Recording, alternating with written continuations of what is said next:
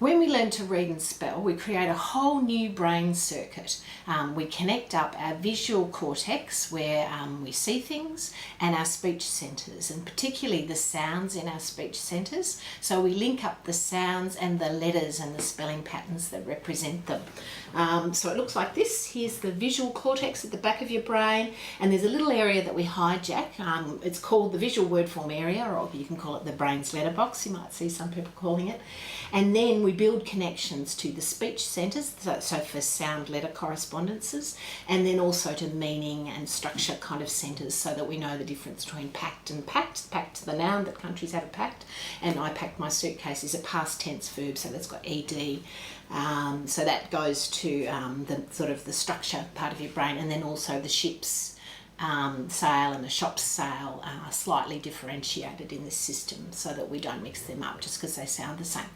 So what I want to look at is different ways that can be taught, because we know that about 1 in 5 children, if they meet too much of the complicated English spelling code at once, they can get very derailed from decoding words and instead just start guessing, and often guessing is encouraged. And we want to make sure that we build the connections that they need for developing their sight vocabulary. And you only really develop a fast, efficient sight vocabulary where you can see a word 1 to 4 times and bang, you've got it, and you will be able to read that word until you're 100 just in the snap. You don't have to think about it or decode it, and the only way you build those circuits is by really tightly linking your sound system and your spelling patterns. So let's look at some different ways of teaching that. Okay, let's talk about what the consonant sounds in English are first. So we have p made with your lips and b made in the same position, the same action. Close your lips and let it go. But this one's got voice and this is voiceless. And then is the one that, in the same position that's through your nose. Then we have the same thing behind the teeth. T, voiceless. D, voiced, and n, the nasal. And then the back stop sounds, where you stop there and let them go, are k and g. And then the is the nasal that goes with them. So that's sort of a neat set. So that's the stop sounds and the nasals. And then we have friction sounds. So we have th and th with your tongue out between your teeth. This one is in like thigh and that one in thigh. So they are technically voiced and voiceless pair of sounds. We treat them as one sound when we spell them the same way. So not such an issue in spelling. And a pair with your top teeth on your bottom lip. S and z, you're creating the friction, the narrow opening just behind your teeth in the same spot as t, d, n. You say s and z. That one's voiced, that one's voiceless. And then we have sh. So that's on your palate, and zh, like treasure, vision, beige. This is a sound from French, and it's, we don't say it at the start of words, but they do. They say je m'appelle, but we only say it after vowels. And then we have ch and j. Now, actually, ch is actually made up of a t and then a sh. So it's actually got 2 sounds wrapped into one. We treat it as one in terms of building words and thinking about sounds, but some kids will notice that there's a t and a sh in there. And then also there's j. So these are voiced and voiceless pairs. So this one is a d and then a zh pushed together. D, zh makes j. But again, we just treat it as a single sound, and that's made behind your teeth, going back to your palate. Then we have which is made in the same spot as z and the t, d, n cluster. So behind your teeth, but the sound comes out the sides of your tongue. That one doesn't have a pair. Then we have Now in American English, this is said at the beginning and end of syllables, but in Australian English, we just say it at the beginning, also British English. So we don't say car, we say car. And then we have h, which is a friction sound again, but it doesn't have a pair. It used to in Old English, a kind of h sound. And we used to write it with GH, and words like cough had that at the end, cough, and night, and then the sound dropped out of the language, or else it got pushed forward to become a f. So like in cough and tough, but we kept the spellings just to confuse children. And then there's these two sounds are consonants, but they operate in a consonant slot, but they're very like vowels. Y as in yes, and woo as in well. And then, so that's the consonant system. Okay, let's have a look at the vowels. So we have a, e, I, and u are our, what linguists call checked vowels, or you might call them short vowels. All of them have to have a consonant after them. You're not allowed to have a checked vowel in English without a following consonant. You can't say ca in English, it must be cap, or you can't say we in English, it has to be wet, yeah?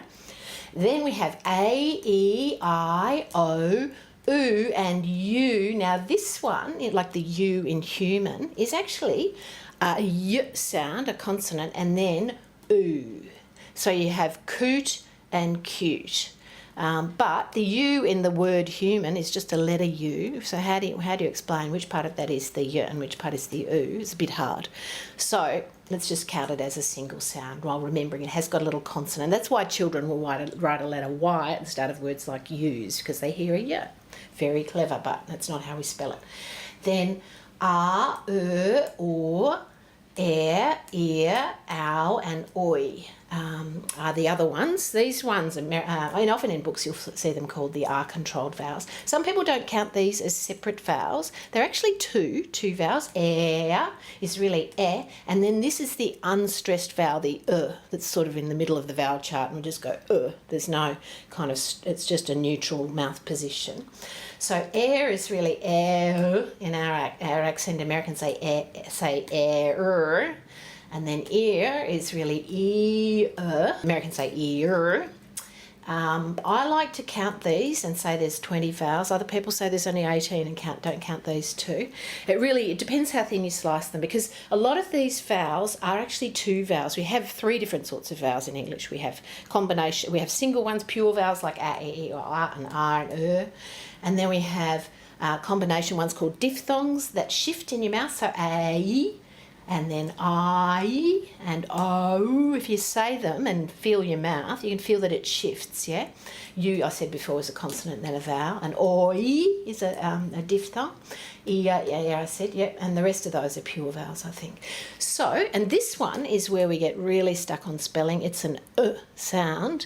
So when you're learning spelling, you don't pay much attention to that, because it's at the end of words like butter, sofa, actor, collar, flower. So there's many ways you can spell it just about any way. But when you're spelling those words, once you know er for you can go but You don't have to say but anymore. You say but and tract or and col yeah, and so on. And so you kind of treat every because this happens in unstressed syllables, but when you're spelling, you stress every syllable. You're working through the word one syllable at the time, and you're saying each syllable in a stressed way. So forget about just say those syllables as they're spelt, and that will help you remember the spelling.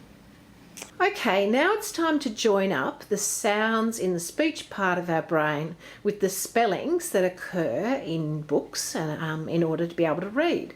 Unfortunately, English doesn't have the kind of one-to-one correspondence that you have in languages like Finnish and Spanish and Italian, where there's mostly just one spelling pattern for each sound. Look at all that complexity. Little kids, if they meet all of that at once, they will just go into cognitive overload. Yeah, it's too much cognitive load to give them all at once. So let's zoom in and have a look at how different teaching methodologies approach this task.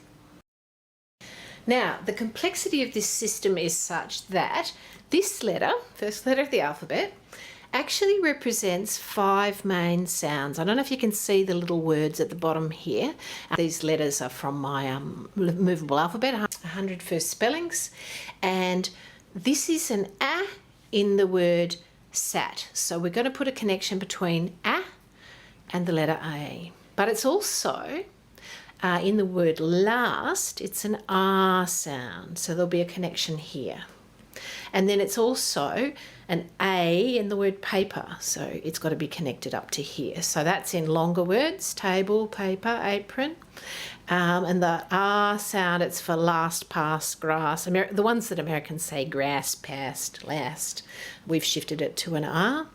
Then there is a connection to O because of want and watch and wallet and wand. When there's a woo sound and then an O, woo and O together, we usually write with a W then A.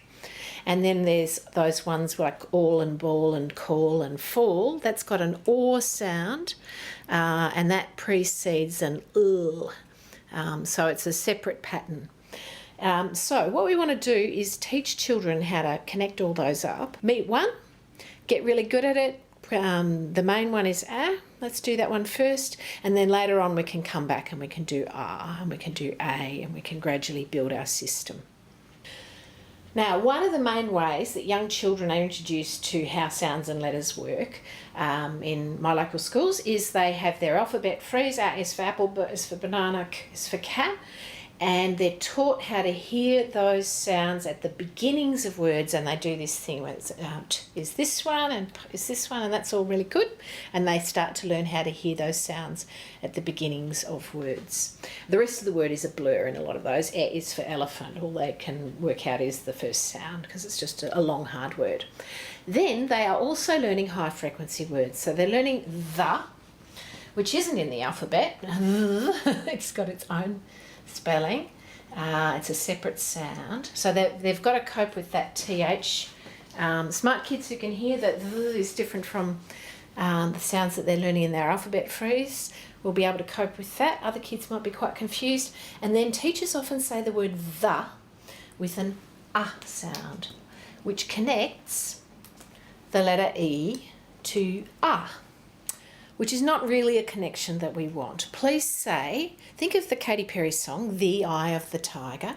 Please say either the is the stressed way to say THE, or the. The is the unstressed way with this schwa vowel. Because it's not a content word in most sentences, we just drop it down to We say, I'm going to catch the bus. And so either say the if you're talking about it in a stressed way, or before a vowel you say the eye of the tiger, or the. Now the same thing for the word as in up bus and up banana. People say it's the sound is connected to A. So again, we've got this real problem. When children learn that as and then you'd give them the word bag to read, they say bug, because this is connected to here. So please be really careful. For the same thing for that one, you have a stressed version. A, if someone brings you something you don't want, if you wanted one banana and then they brought you 15, you can say, I'm sorry, I didn't want 15 bananas, I wanted a banana. We don't say we say A in the stressed form, and is the unstressed form, like I'm going to catch a bus. So don't say it as You've just confused children. Then we have the word of. This is a good connection. The sound to the letter O. We want that connection. We want that nice and strong. Let's do lots of words with that connection. And the sound. Not f, but v. And the letter F. This is the only word that has, unless your name's Gustav, with the letter F. And that's often the first connection children make if they're rote learning their high frequency words. So that's a bit of a problem. Was. Ooh, this is a good connection. Ooh, to the letter W. Remember we were talking about want, was, wallet. To A. So now we've got all of this sort of business is going on with the vowels, and children are getting very, very confused about the vowels. Was ends with the sound Z, it's not was, it's was, but the letter is S. So if you've taught children that this letter is S, and then they're hearing Z, well, you might want to explain. This is often a Z sound at the end. Has, was, does, goes. These are a pair, and often they spell each other's sounds, if you want to put it that way. Usually we want to be working from sounds to letters, not from letters to sounds, because the logic is much more clear and it's easier to make sense of the system. Okay, so high frequency words, please beware of them. Also, the repetitive, predictable texts can be a real problem. I'll just zoom out and show you why. So I'm going to use as an example the first book in Level A from Fontes and Pinnell, which is one of the sort of PM style, reading recovery level style books. Look at the picture and guess. That real repetition and there's no control over the spelling patterns in those books. So the first one has a whole lot of animals in it and the animal noises that they make, and it includes the word neigh. So neigh, there's no problem with the n. You can connect that up nicely.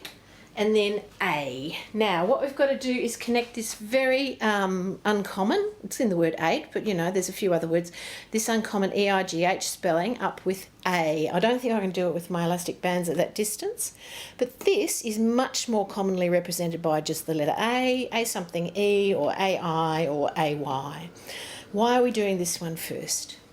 And then the animal, the sheep says bar, so b is not a problem, but r with double A, well, it's a very unusual spelling. I don't even have it in my system here because there's so few words. Then there's a turkey, so we're going to be learning t is fine. And then well, that is a common spelling of but do you want to do that one before you do that one or that one? Maybe not. And then turkey, so the k is okay. E, when we do turkey, it's with an EY. So we're linking up E here, but in fact, mostly we write E like this, or in little tiny words like be and me, we do it like that. So they're the main E spellings, and yet in this level A, book one, it's gone straight over here, and a less, one that's used mainly, it's in the word key, but otherwise in longer words. The second book has got oo, like in soup, it's got the word soup in it, that's usually ow. And then it's got bread, which is an e. We want to have e established nicely before we go and do this e, because that's more commonly an e. And then it's got pizza, which this is a tzz spelling. So that is so uncommon, mozzarella pizza. There's hardly any words with that.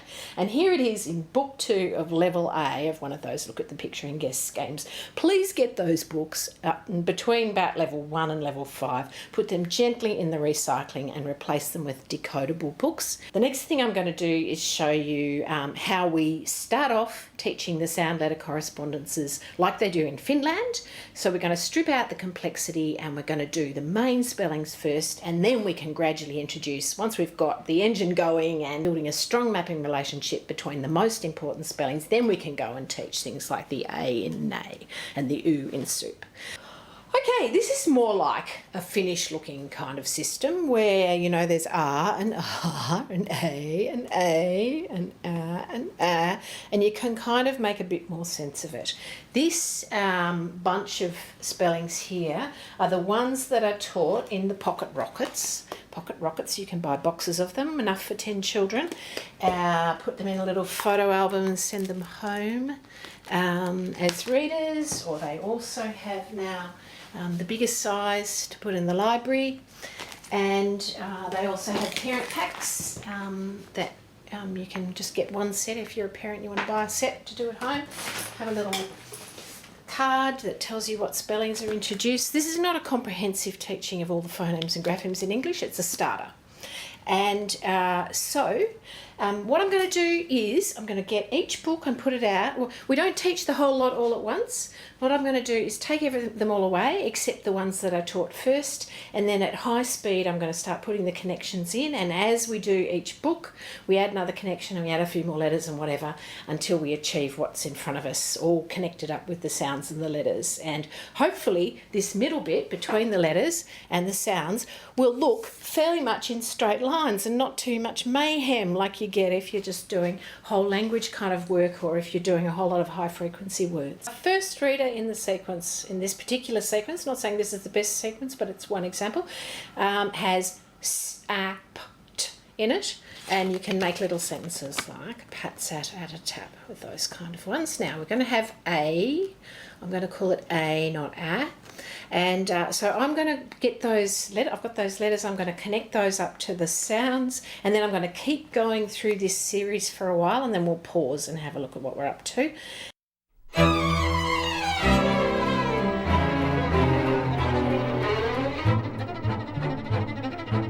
Okay, so now we've got through the first box, or the first set of the pocket rockets, and we've got a little story. This is the hardest story in the first set, and kids are reading things like this. They're having an argument and she's being bossy. It has a narrative arc. So, and that's just with that amount of code. Now I'm going to do the second box of Pocket Rockets, and then we'll see how the connections look.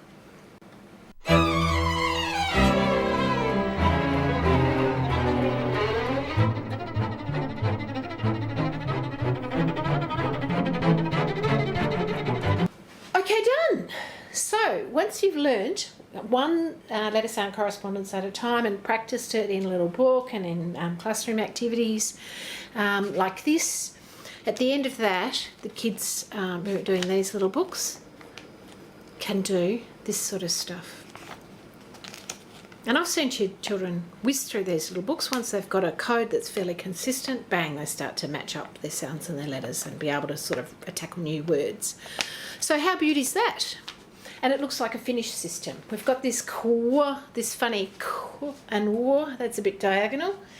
We've got two connections to the and yeah, and we've got a few connections to k because it is a k and a k and a k here with the w, and it's also in the k at the end and back neck cyclop duck, and it's also in ks, yeah. So there's a few connections there and make it a little bit complicated, but not too bad. Mostly one-to-one correspondences, and now those are the main ones. Now you've got a really good foundation on which to learn about all the other harder spellings. Now I should say that the Pocket Rockets are by no means the only set of readers that approach this task of teaching reading in the kind of Finland style way, where you break it down and teach the main patterns first. The Little Learners Love Literacy books are lovely and also Australian, and the same with the initial lit books, which are really nice. And there are some UK books which are really nice here. The Dandelion ones are very nice, and there's some that are for preschoolers as well. These ones are Flyleaf books from the UK as well, Emergent Readers series, and these ones are Sounds Right readers. And if you have absolutely $0 for the task of teaching beginners and strugglers, you can use the South Australia Spelled books, which are free. You just download and print them yourself from the South Australia Spelled website. And there are many, many more on my website. It's under the Phonics Resources decodable books that are suitable for a variety of ages. So there's no need to throw people in the deep end, learners in the deep end, and expose them to far too many patterns and make them go into meltdown and just guess and get confused and not be able to do it. There's lots of systematic phonics programs around that allow you to teach in that systematic, successful Finland style way.